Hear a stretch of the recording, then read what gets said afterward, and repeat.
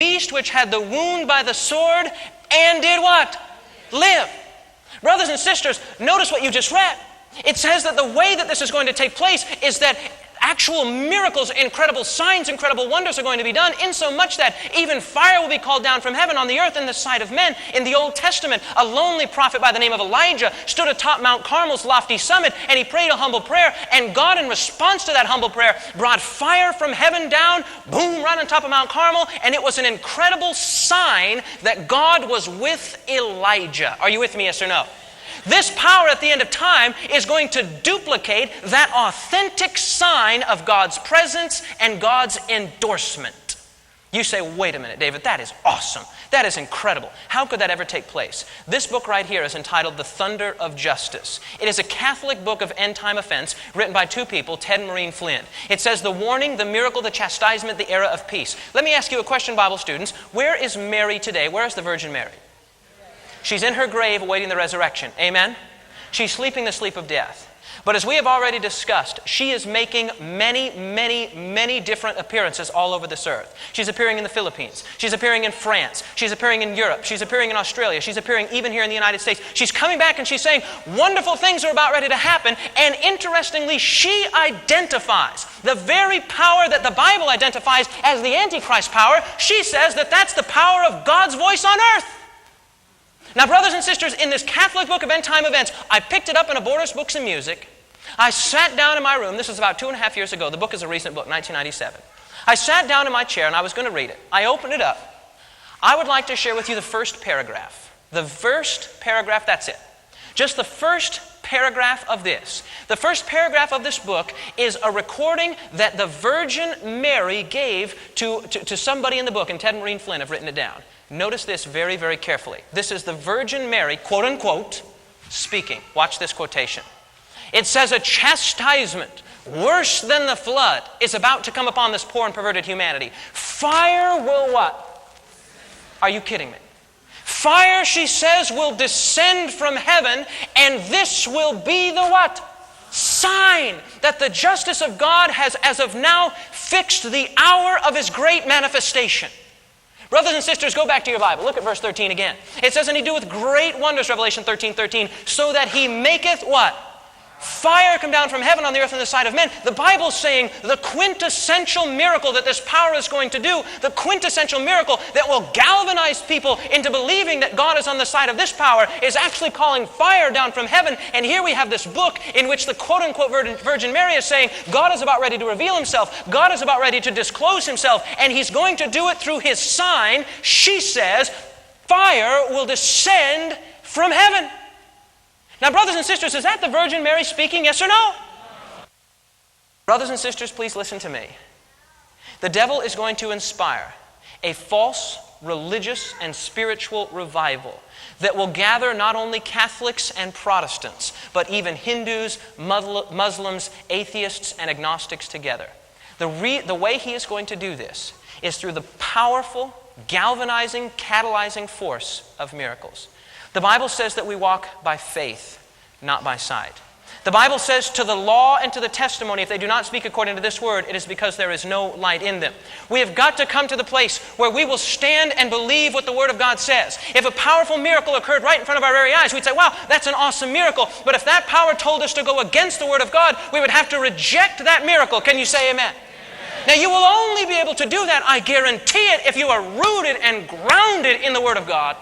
If you have just a casual knowledge of the Scripture, just a perfunctory knowledge of the Scripture, you will be lost, because when you begin to see these miracles and begin to see these signs and great wonders, you will leave behind the Bible. It's an antiquated, ancient, senseless book, you'll say. You'll leave it behind and you'll go wandering, as the Bible says. After the miracle-working power, you'll be sure it's God, but it really will be the devil himself. Brothers and sisters, do you see why it's so imperative that we understand the Word now? Now let me bring something to your attention. Look at Revelation chapter 13 and verse 14 again. Revelation chapter 13 and verse 14.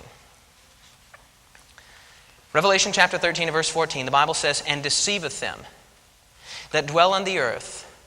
And remember, the essence of deception is that you don't know when you're being deceived. These people are going to be just sure they're on the right path when they're on the wrong path.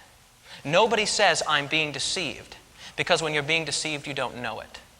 The only way you can be sure that you are undeceived is if you are rooted and grounded in the Word of God.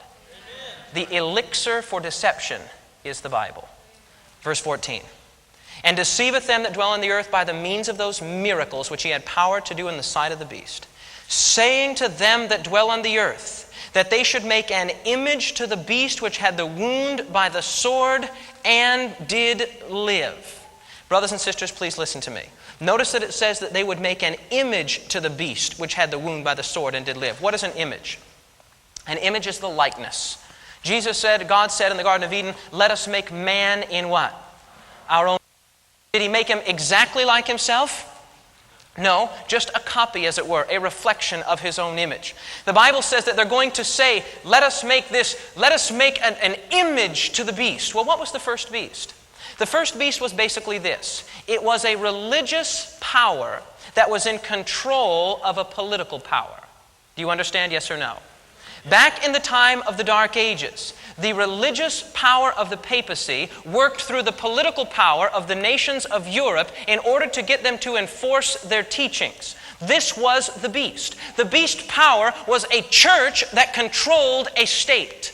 Back in those times, they worked through the nation of pagan Rome and all of the various nations, France and England, the other nations of Europe. The question then begs to be asked, what nation will the papacy work through in these last days? What nation will the papacy work through in these last days in order to enforce its teachings? The answer is the United States. The image of the beast will be when the United States capitulates, when the United States gives in and actually enforces the religious teachings of the papacy. Better yet, when the United States forces us to worship the papacy. You say, David, how could that ever happen? What we learned last night is this. The seal of God is when God writes His very law into our hearts. The seal of God is when He writes His very law into our minds, into our foreheads. The seal of God is epitomized in the Sabbath commandment, which carries the name, title, and territory of the Creator. The mark of the beast is none other than enforced Sunday worship. The mark of the beast is nothing more than when the papacy puts its false Sabbath, its false day in the place of Christ's day. What laws could the United States enact? What laws could the United States enact that would force us to worship the papacy? The answer is Sunday laws. We will be compelled, according to the Bible. We will be forced, according to the Bible, to actually worship the papacy. You say, incredible, David, how could that ever happen? I want you to consider something. The only way that it will happen is if the great churches that make up a Protestantism today and Catholicism begin to unite. I want to let you know in the sound booth my clicker is not working, so I'm going to need you to just advance for me. Do we see evangelical churches today seeking religious power, yes or no? Or political power, yes or no? Today, do we see Protestants seeking political power? The right hand of God on the cover of Time magazine. Meet Ralph Reed, age 33. His Christian Coalition is on a crusade to take over U.S. politics, and it's working. Today, do we see evangelicals and Protestants seeking for political power? The answer is yes. Notice the next slide. Very, very important. Many slides here indicating. Also another Ralph Reed book, After the Revolution. It says how the Christian coalition is impacting America. The power of James Dobson.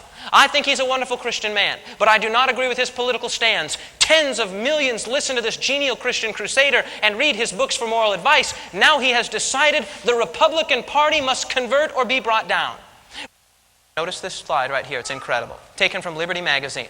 It says, if Christians unite, we can do anything.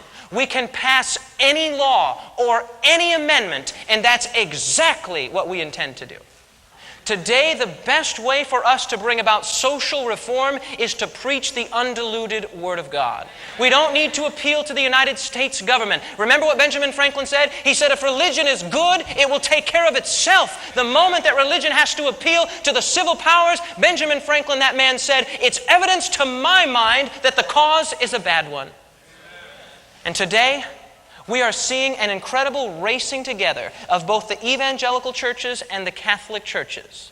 Brothers and sisters, notice this. You say, how is it going to happen? You say Sunday laws are going to be enforced, David. You say I'm going to be compelled, forced to worship on the Sunday instead of keeping God's seventh-day Sabbath holy. David, you say that's going to happen. How could that possibly happen? The way it's going to happen is through the galvanizing force of miracles, number one. And number two, as the Protestant churches who have slowly but surely had the Spirit of God drawn away from them because they've ignored the plain teachings of the Bible, as they unite with Catholicism, you are going to see these very laws enforced. Notice this.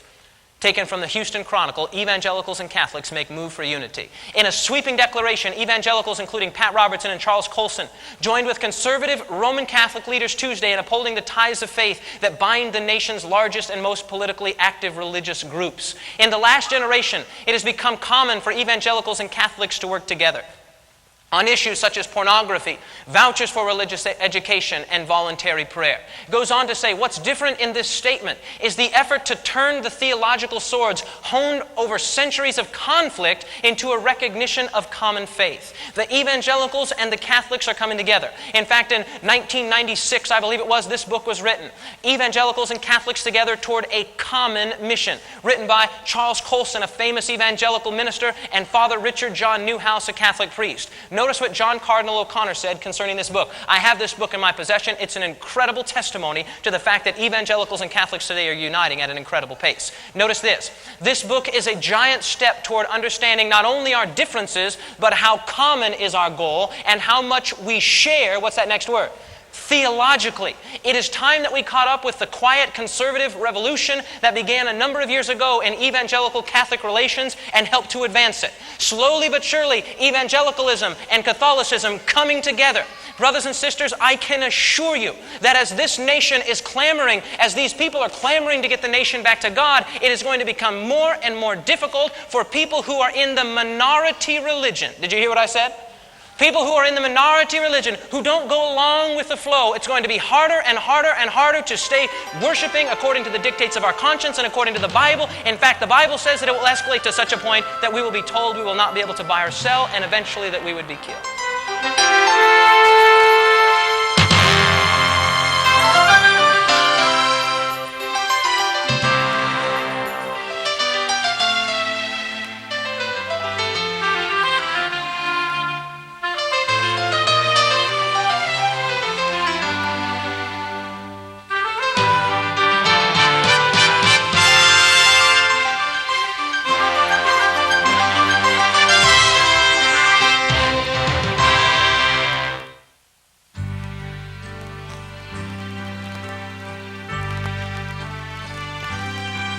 If you're hurting and discouraged, won't you come? Won't you come? If you're searching for the answers, won't you come? Won't you come? If you're young or if you're old, just come and hear the story told. Come hear the word on 3ABN. Come hear the word on 3ABN.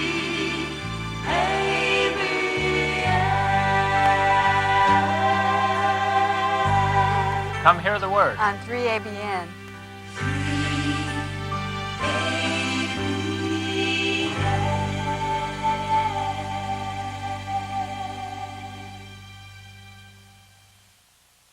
The following program presents principles designed to promote good health and is not